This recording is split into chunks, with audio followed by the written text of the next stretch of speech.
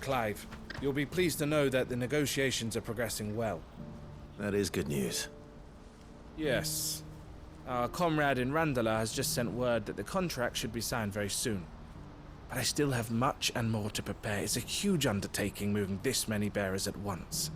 You couldn't do me a quick favor, could you? What is it this time? More wild beasts? Nothing like that. I just need you to go over to the caravans and ask El how long we have until the bearers arrive. Find out exactly how much faster I need to get all these supplies moved. All right. I'll go and ask. Thanks, Clive. I owe you one.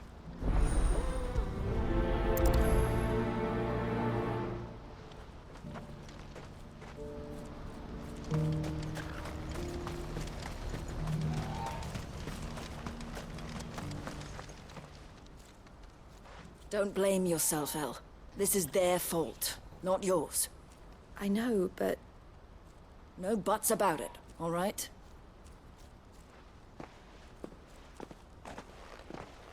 Is something wrong? Vonnie came to give me a message from our intermediary. The talks with the Republican Army have fallen through. They've reached an agreement with the Silver Peak Consortium instead. Though prices have fallen of late, we deliberately offered above the going rate to try and deter other bidders. But the Consortium offered double what we did, and the Army jumped at the chance. And you had no opportunity to make a counteroffer? None at all. And we were so close. El? What's happened? I saw Vonnie leaving. She didn't look happy. And with good reason.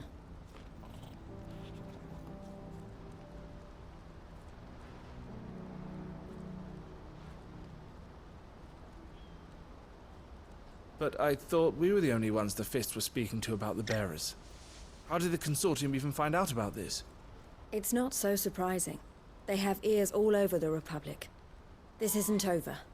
The Consortium will have to sell these bearers eventually, and at the price they paid, buyers will be few and far between. I'm going to Randalar myself. Alone? You sure that's wise? Are you offering to be my bodyguard? How kind. Meet me at the checkpoint near the capital gates. I'll send an owl ahead and request a meeting. You go to Cashlock, Theo, and get everything ready. We've waited far too long as it is. Even if I fail to free these bearers, there will be others. Someone needs to prepare the place and keep any prowling beasts at bay. Oh, and that's me, is it? Well, it looks like I'm following orders till she gets back from meeting the Silver Peak Consortium, who've been doing their best to undermine our scheme. She'll never join them after this, surely. No, she said it herself. She still has plans for Cashlock, even if this one falls through. She means to stay with us, then. I can't say I'm not happy to hear it, but... is this what she really wants? You have to trust her. You're right. It's what she wants now. And if Elle's off fighting for the cause, I should do my part too. So I bid you farewell and safe travels, my friend. I'll gather my men and leave for Cashlock. We'll make sure the place is well stocked and defended. You go to Randalar and see if you can stop my sister biting the Consortium's heads off. If she won't consider her prospects, someone has to. I'll do my best.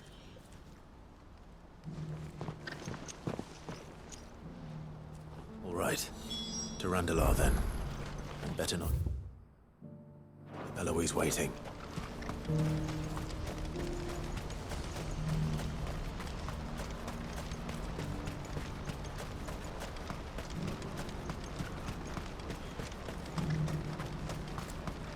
What I wouldn't give for a hot meal. Looks like this is the end of the road for us. When are they gonna let us through?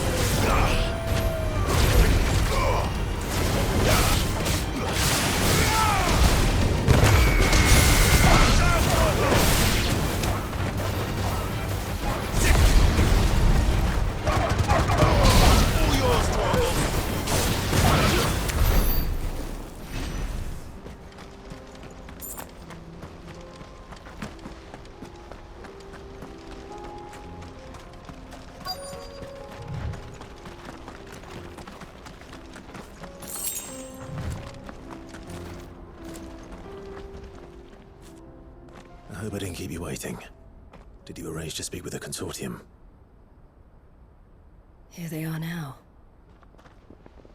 You wish to consult with me? I did. It's about the bearers you recently purchased from the Fist. We had all but finished making arrangements to buy them ourselves, and then you stepped into the fray. You misunderstand. The consortium had an interest in purchasing them from the very first. It was only our regard for you that kept us from bidding. But your hesitancy in accepting our offer to you suggested that the regard was not mutual. And so we resumed our business. I did not hesitate. I am simply not inclined to make such decisions without first giving them due consideration. But what is done is done. Come then. How much do you want for them? Alas, you are too late yet again. We rarely take on such unconventional merchandise without a purchaser in mind. The bearers belong to him now. Who is your buyer? A trader from across the water. A most demanding fellow, if it's any consolation.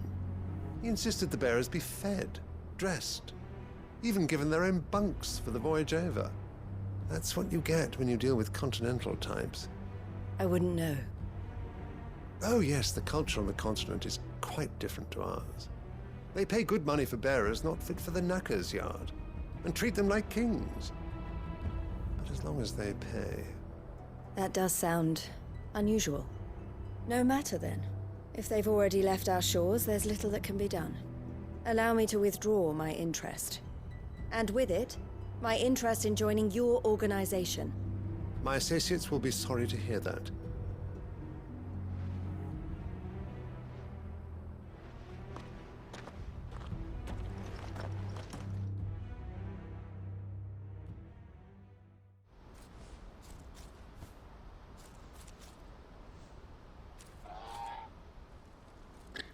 I'm sorry you weren't able to save them. As am I. But I only have myself to blame. He was right, you see. The Silver Peak Consortium did intend to buy those bearers before I did. Their representative hinted at a possible purchase when he came to recruit me. I feigned interest in joining them in the hope he might be encouraged to tell me more. And he did just that. As soon as he left, I sent my own offer to Randalar. So you never... No. I entertained the Consortium's proposal solely so I could learn more about those bearers. But I was a fool to think they wouldn't find out. I knew exactly who I was dealing with. You tried. I did. And if what he said was true, the bearers are to be well treated. Which is something, at least. They deserved more. I wanted so badly to see them freed. Eloise! Eloise! Word from Cashlock. The village is under attack.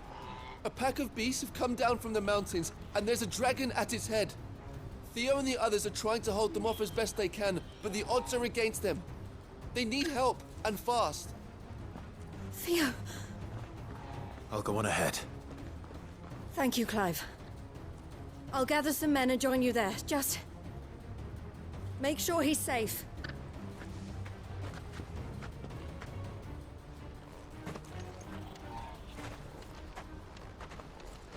Hold on, Theo.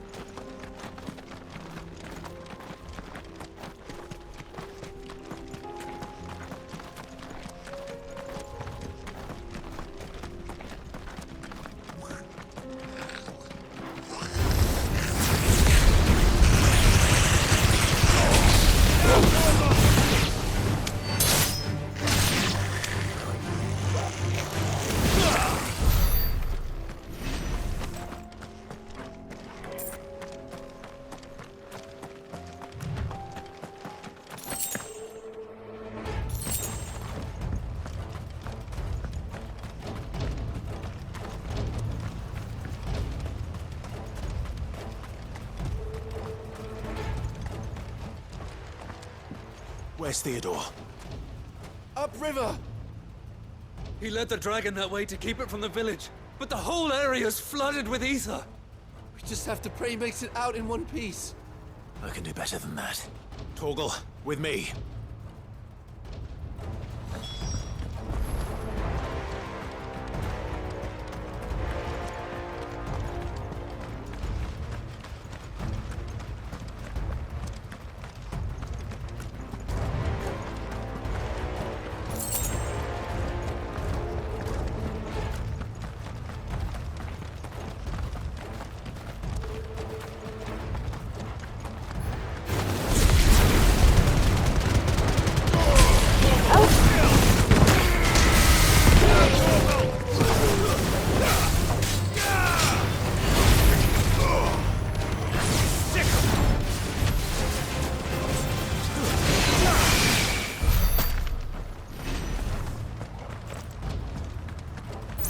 Where are you, Theo?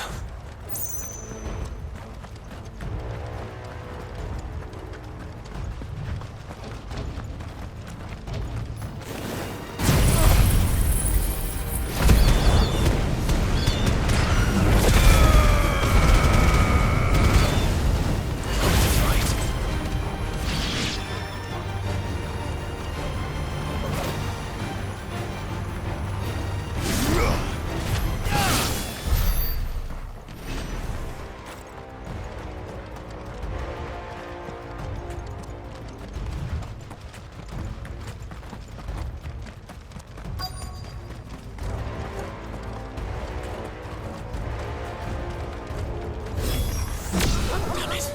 The ether's too thick. These creatures have already turned.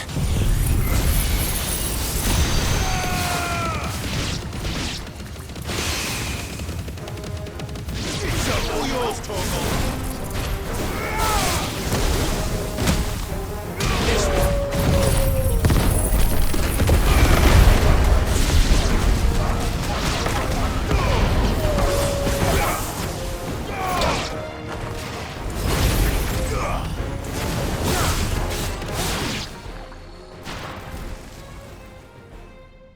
I can't waste any more time. I need to find Theodore before that dragon does.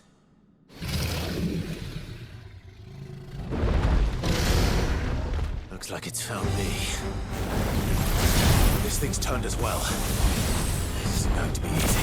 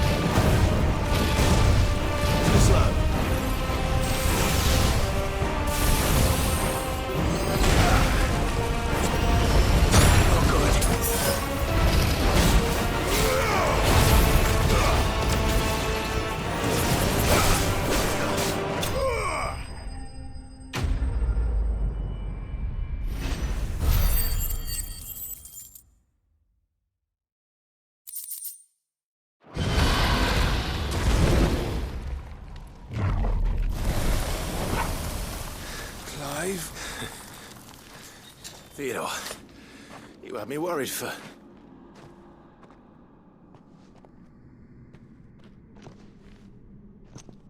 We have to get you out of here.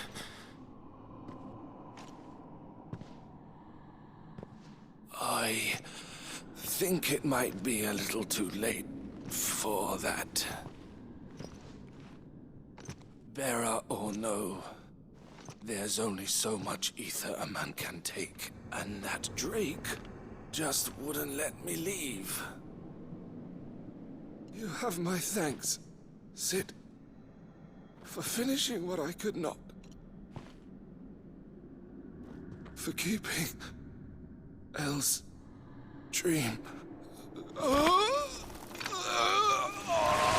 Theodore!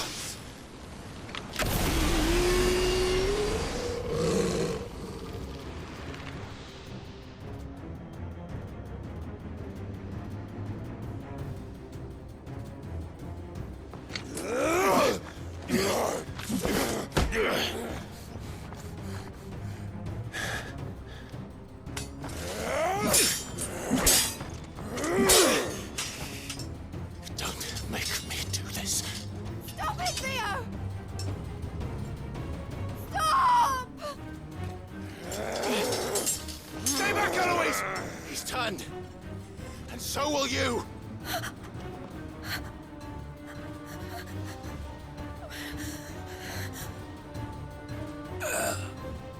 Elle. Theodore.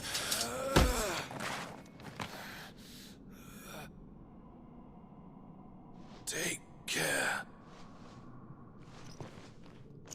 of my sister. Theodore. Wait. Goodbye, Elle.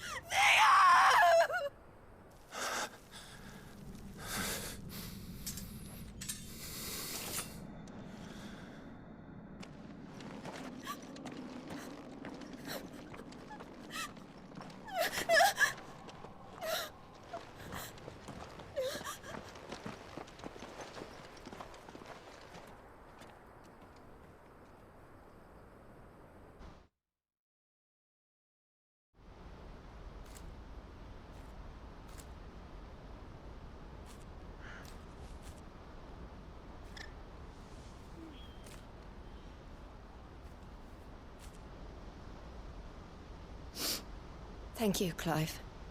I think I'll be all right now. That was true bravery he showed. Leading the dragon away from the village like that. His first instinct was always to protect people. To put others' well-being before his own. And now he's gone. Because I sent him to that place. Against his will. It wasn't against his will. He was ready to do whatever it took to show you he could stand on his own. So that you would finally be free to live your own life. To live my own life. He never could come to terms with the choice I made. What exactly happened? You once told me Theo was the first bearer you ever helped.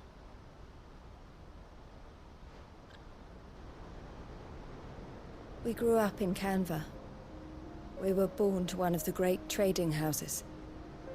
And I was chosen to inherit the family business. I had my father's head for figures, you see. Theo did not. While I studied the art of commerce, he played at soldiers instead. A late bloomer. In more ways than one. For unlike most bearers, it wasn't until his 15th summer that his powers awakened. My parents tried to drive him out of the house and into the care of the constables. But before they could, I took him into mine.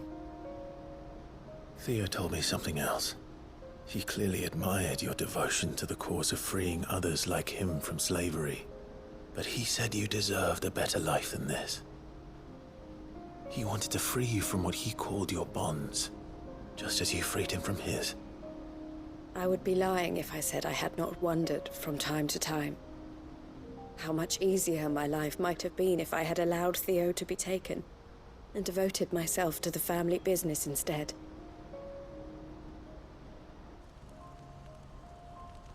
But I have never regretted the decision I made. Being with my brother meant more to me than tradition or reputation. I only had to look at him to remind myself of that night and the choice I made and the fact that I would make the same choice again in a heartbeat.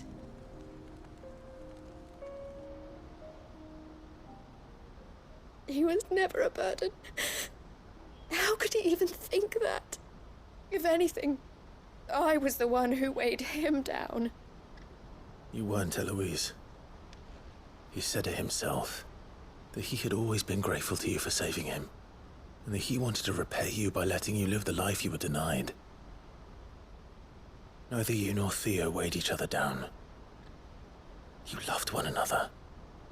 You did whatever was necessary to continue living your lives together, and you always would have. You're right. All I ever wanted, all I ever did, it was so we could be together. Oh, Theo, why did you have to...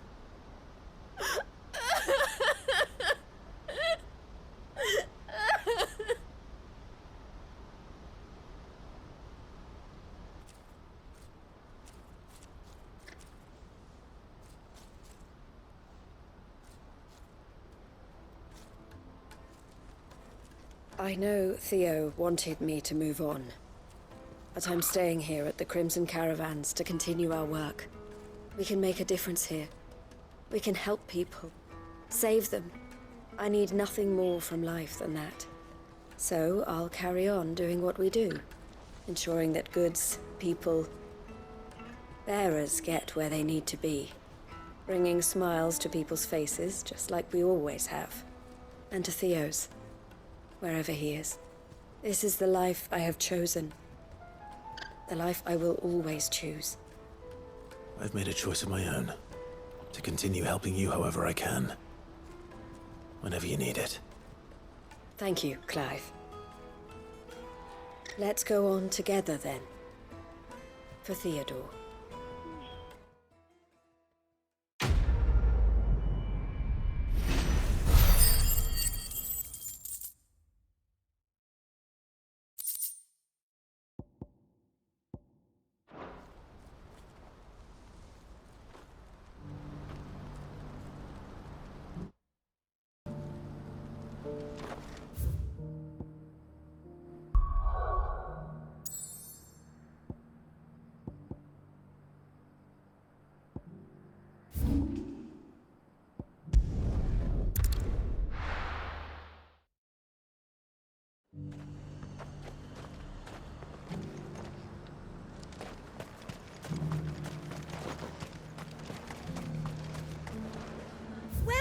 Welcome.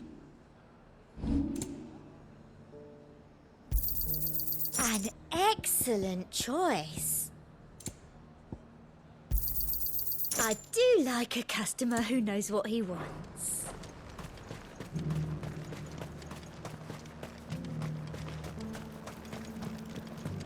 There were ghosts at the gates not days ago.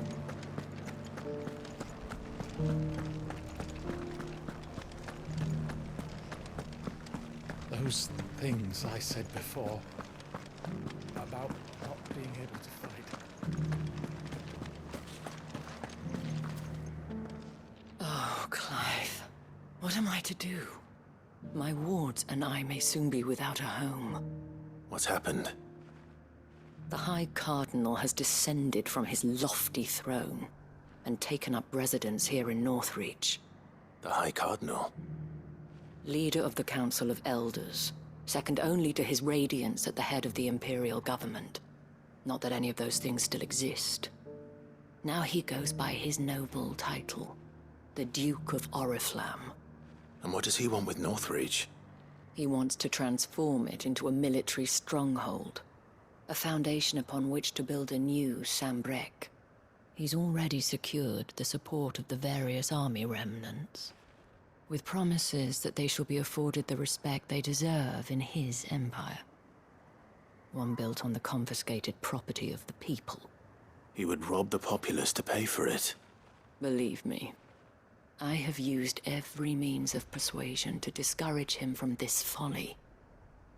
But for whatever reason, he will not listen to me. What does Captain Philippe make of this? When the town was under attack, it was him the soldiers rallied around. Couldn't he use that influence again? How? By speaking out against one of the most powerful men in Sambrec. A man whose stated aim is to revive the empire Philippe's comrades swore to serve, and to improve the soldiers' lot within it. The captain can offer them a regular supply of gruel, and an occasional trip to the Vale to help them forget the terrors they face each day. The Duke offers them a vision of strength and safety. No. Any attempt to incite mutiny would cost Philippe the support of his men, if it did not cost him his life. But given the mood around town, mutiny may yet be unavoidable. The people have little appetite for further deprivation, least of all when it serves only to elevate others. And who could blame them? Clive, would you appeal to the Duke on my behalf? For your services to Northreach, you have the respect of the soldiers, and they will take you to His Eminence if you ask them. And unlike Philippe, no bonds of loyalty prevent you from speaking your mind to the man. Well, will you try? You could hardly fare any worse than I did. I'll see what I can do. Thank you, Clive. Tell me then, where will I find this Duke of Oriflamme? In the garrison? Overseeing the troops, yes. All right. Wish me luck.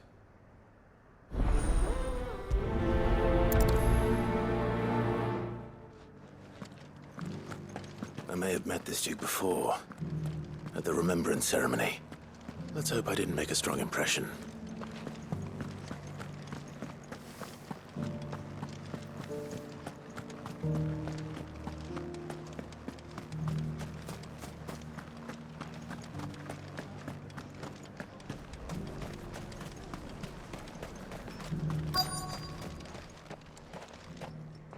Halt! Oh, sorry about that. You're the dame's man, aren't you? You got some business with the captain?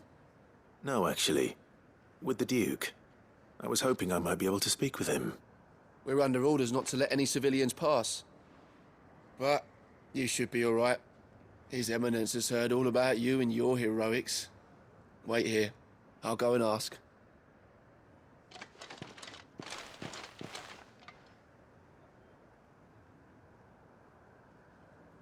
So, you are the sellsword who lent his aid to the garrison.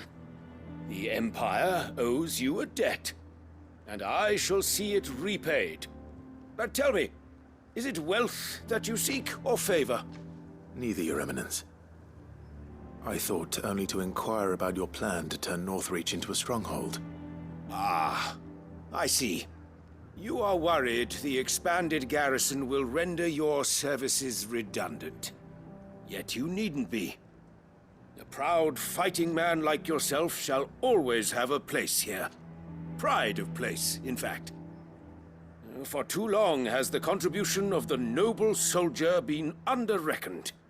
But no more. For it is they who shall see the Holy Empire rebuilt, beginning right here in Northreach. Why here, Your Eminence? The town has been fortunate enough to escape largely unscathed from the recent troubles. Her defenses are sound, and her garrison well prepared. Which is more than can be said for Oriflamme or Twinside. The Empire wants for a capital and I believe Northreach to be the perfect place. With Caer Norvent as her citadel. Once we have seen to the refortification of both the town and the castle, we need only build a wall around both to create a city that would be the envy of the twins. Plans are already underway for the construction. Soon enough, these thralls shall learn that they are no match for the might of Sanbreque. I fear you underestimate how dangerous these creatures are, Your Eminence. Should they return in force, you will need all the people of Northreach to come together in defense of the town. Something they may be loath to do if they've been deprived of their worldly goods. The people will do as their leaders command. If Sanbreque is to be rebuilt, she will require a functioning government. One whose authority is beyond question. That is why this levy is necessary, so that any man who wishes to join the army might do so and be fed, outfitted, and paid as befits a defender of the Empire. And yet there are those who persist in peddling the treasonous lie that I seek to steal from the people and drive them from their homes. I suspect they're afraid of losing what little they have left. Precisely. The common folk have little and less, and you mean to deprive them of even that. You would sow the seeds of your new empire in your own salted earth. Sabine, we have discussed this. Yes, and I told you then how putting the empire before her citizens would lead only to revolt. Without an empire, there are no citizens. And in yours, there will be only beggars. Is that what Griga wills for her people? Do not take her name in vain, Sabine. I'll come back later. A citizens' revolt. I wonder what the people really think of the Duke's plan. It wouldn't hurt to ask them, I suppose. Let's begin with those on the other side of the wall. As long as you remain, the Veil will see to your needs.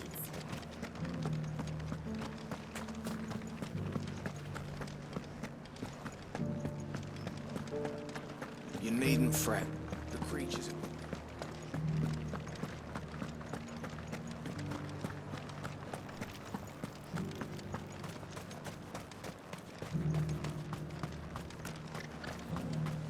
I heard the dame got an icon to rid the meadow. A question, if you don't mind. What do you think of the Duke of Oriflamme? Don't get me started. You build a life for yourself somewhere, only for some noble to turn up and tell you you've got to hand it all over to him. If he thinks his name and his chains give him the right to empty our purses, he's in for a rude awakening. We'll do whatever it takes to keep what's ours. Whatever it takes.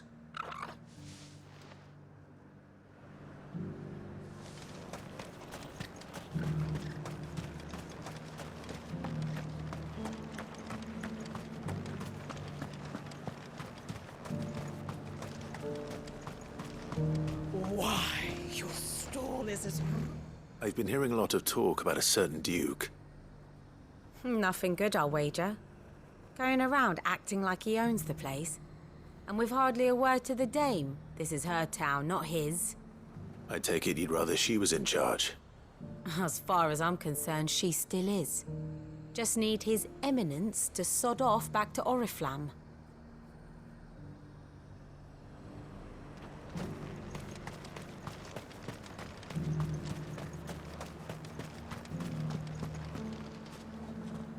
All right there. What is it you're after, sir? Just your opinion, actually.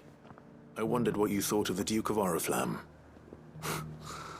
Oh, him. Not much. None of us traders do. It's thanks to nobles like him that we had to set up shop this side of the wall in the first place. Couldn't have the rabble getting any closer to the holy capital, could they? And now he's trying to drive us out completely, threatening to take everything we got from us if we don't clear off. If the dame said she wanted him run out of town, I'd be straight through that checkpoint, tar bucket in hand. Well, the people seem united enough. What about the soldiers?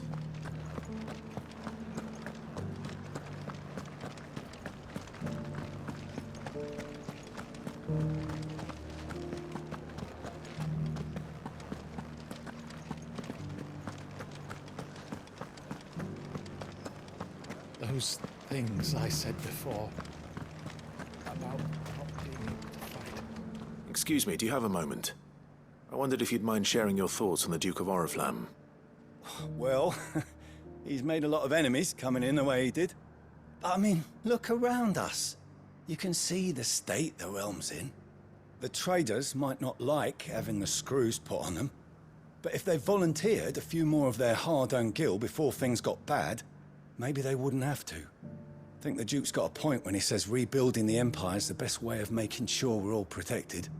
And if that means people who don't know one end of a sword from another have to make way for those who do, well, that's just how it goes.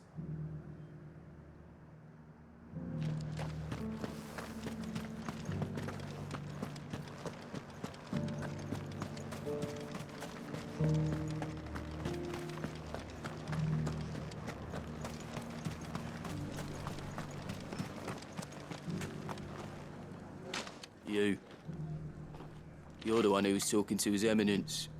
On the Dame's behalf, yes. I was trying to persuade him not to take the people's goodwill for granted, but it seems my words fell on deaf ears. What do you think of his plans? I'm a soldier, mate. He tells me what to do, not the other way round. Listen, I've got nothing but respect for the Dame, but I've got a family to look after. That's where my loyalties lie, not with the town or the Empire, but with my wife and children. If the Duke can get us the men and the equipment we need to fight off those blue-skinned bastards, I don't care how he does it.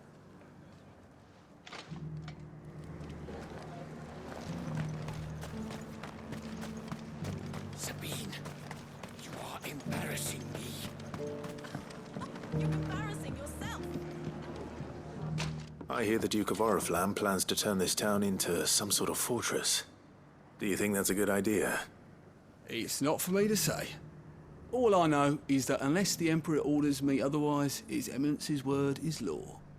Look, no one likes all these taxes and tariffs, but empires don't come for free. Once Sanbreque is back on her feet, we'll all reap the benefits. Let's see what Philippe makes of all this.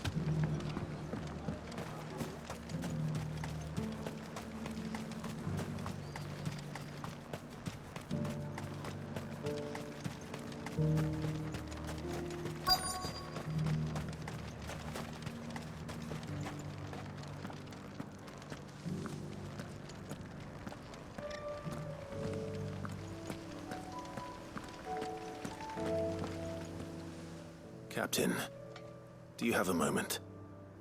For you? Certainly. Clive, wasn't it? Thank you for last time. How can I help you? I wanted to ask you about the Duke of Oriflamme. Do you intend to go along with his plan? But to tell you the truth, I'm in two minds. It's my sworn duty as a captain of the Imperial Army to obey his orders. But I can't say I agree with him. Philippe, I remember you saying that you became a soldier to protect the people you loved. The Dame included. That's right, I did. Well, she doesn't agree with the Duke's orders either. She thinks they could tear Northreach apart.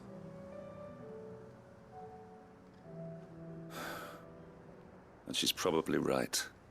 Thank you, Clive. I know what I need to do now.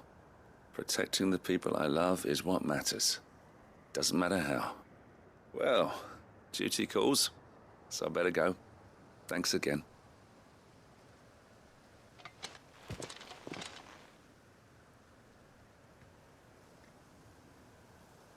It seems Philippe wants to do the right thing at least.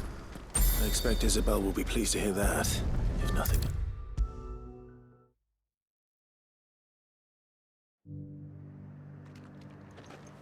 Ah, Clive. How did you fare? Were you able to speak with the Duke? I was, but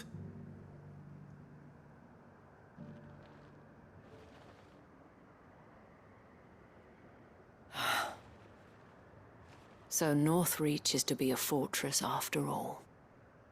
Well, it will certainly help to hold back the thralls. There's no denying that. Though I doubt it will come as much consolation to the townspeople whose worldly goods are confiscated to pay for it. They deserve to be heard, Clive. To have a say in this new empire the Duke means to build. Sadly, His Eminence values their obedience more than their opinions, and hopes to reassert the authority of the state. I fear he sees the people as mere pawns on his chessboard to be sacrificed for the greater good. Needless to say, they themselves are of a different opinion, and would rather their destinies were in your hands. The soldiers, meanwhile, are content to follow their orders. And not just because of the Duke's rank, but because of his vision. I thought as much. Had I sworn to protect Sanbreque, I dare say I too would want nothing more than to see it rise from the ashes. Thank you for trying. But the battle is lost. I don't know about that. What happened to your uniform? I handed it in, along with my resignation. Told the lads I wished them well, but that I owe it to those I love to call it a day. But why? Because I realize what really matters to me. Not following some nobleman's orders for the sake of it, but protecting what I care about. Protecting Northreach. I honestly don't know when those monsters will return, but I'm certain they're not finished with us yet. And when they do come back, we need to be ready for them. We need to stand together, all of us. And with you to lead us, milady, I reckon we can do it. It was you who finally convinced me, Clive. There's no point following orders if they go against everything you believe. Indeed.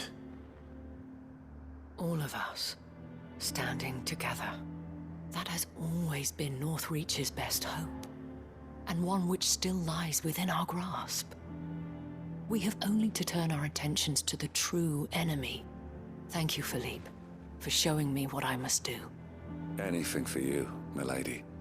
Speaking of standing together, would you mind if I borrowed a few of the lads from the Vale to help keep watch around the town? I fear His Eminence has loftier tasks in mind for the guard. Not at all. Be my guest. Wouldn't be the first time.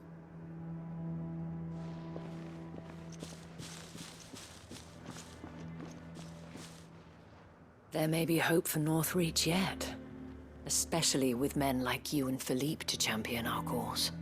I, for my part, shall continue to work upon the Duke, in the stubborn belief that I might still tempt him into joining hands.